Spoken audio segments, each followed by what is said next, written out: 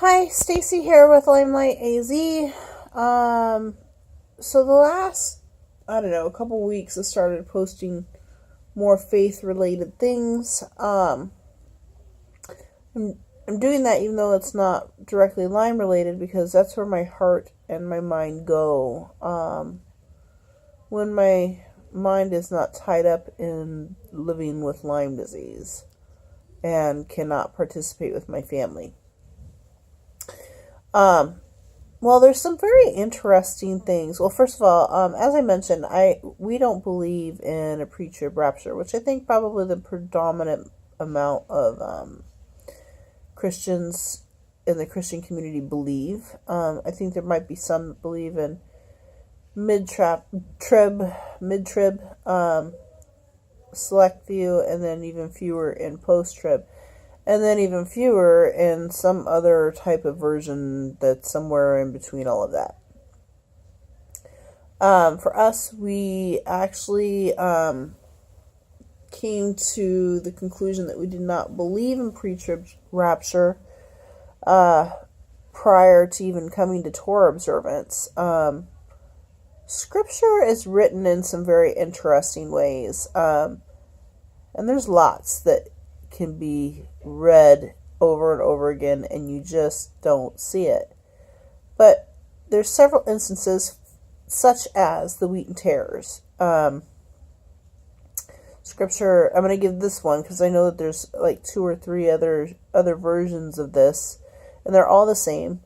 We're talking about God letting the wheat and tares grow together. And that because you can't tell the difference until they're older. So what do you do when they're older? So you harvest it together and then you pull out the tares and toss them. That is pretty telling about what God plans to do. Because the wheat and tares, if God was going to take the tares or the wheat out first, if God was going to take out the good before taking out the bad, then you would think that Scripture would say that. Instead, it talks of taking out the bad first. And that's just one instance. I can't, off the top of my head, remember what the other instances are. But they're all take out the bad, and then what is left is the good. So we, meaning myself and my husband, as in addition to other stuff that we've seen in Scripture, believe that that if there is a rapture, that it won't happen until after the tribulations. And there's also no other instance in history or in biblical history, where God removed His people and saved them from the chaos. So, between the two of them, the Scripture references like the wheat and tares, and the fact that God has not done that previously, leads us to believe that we will definitely be going through the tribulations. So I was really kind of thinking tonight, I had read about, I don't know, I guess close to a week ago, I read about the Druze that were killed by Muslim extremists at the Temple Mount. Well, as horrible as it was, what resulted was that Israel is now forcing there to be a metal detector for all people going up to the Temple Mount, not just the Jews that were Jews and Christians. And because of this, or I guess previously there was no metal detector for Muslims. So previous to this, Muslims were able to go up there without any kind of metal detector. But now, because of the metal detector, they are, what is it called? They are protesting, and they're not going to the Temple Mount. So what has happened is that now the Jews and the Christians can go up there. They are still not supposed to pray, but they can go up there without harassment and without any issues and without seeing their holy space being desecrated by trash and urination and playing games and doing barbecues, that they can now go there without any issues from being there and pray silently. Now, they're only supposed to do it, they're not really even supposed to do that, but it appears that the police officers and guards that are there are not saying anything for silent prayer. But if you start verbalizing or you get down on your knees and whatnot, then it becomes problematic. But this is a huge, huge step in the right direction for them and for the eventual building of the temple.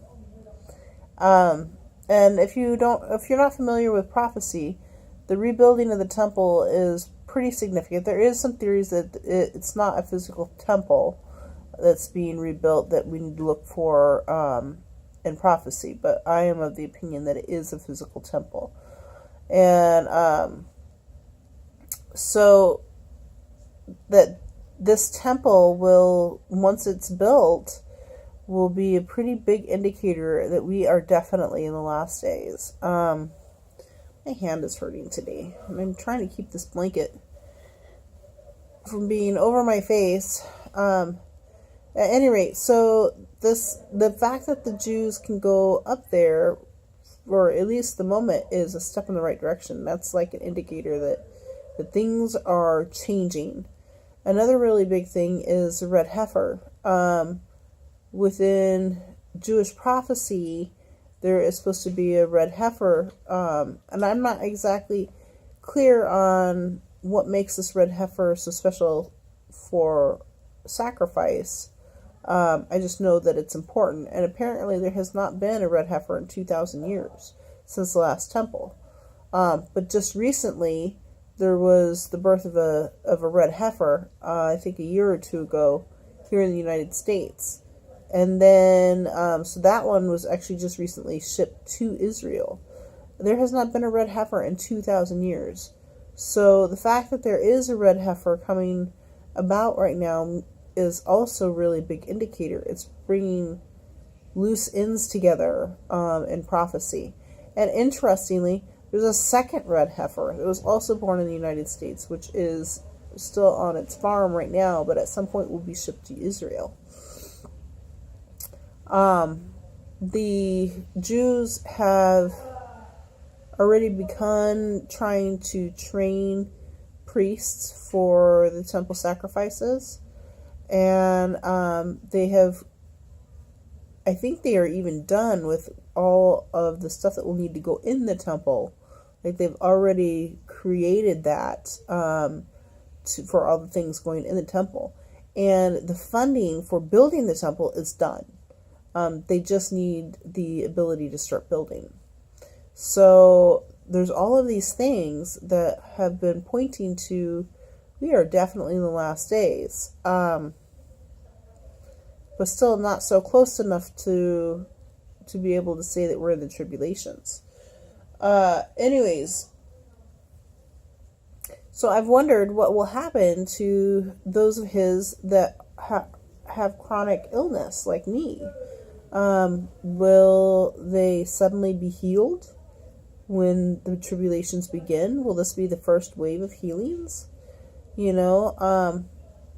Personally, I've always thought that I would go through the tribulations. I have always thought that, meaning since coming to faith. Even prior to understanding why we didn't believe in pre-trib rapture. So, it'll be interesting to see what happens, It'll be pretty cool to wake up one morning and be, like, completely healed. We'll see. I don't know that that's what God has planned for me, but that would be pretty interesting to wake up and be like, I am completely healed. What has happened in the world? I don't know. Anyway, so it was just a random thought about prophecy and about where we are headed with these last days, and I'm wondering how long it takes. I mean, each step that we move forward is huge, but it just seems like it's taking so long for it to get there, you know, like the red heifer, the first one was born, I think, at least 2 years ago. The funding for the temple has been accomplished for, I think, at least 3 years. So it's just slow going. So anyways, I guess that's about it. Have a good night.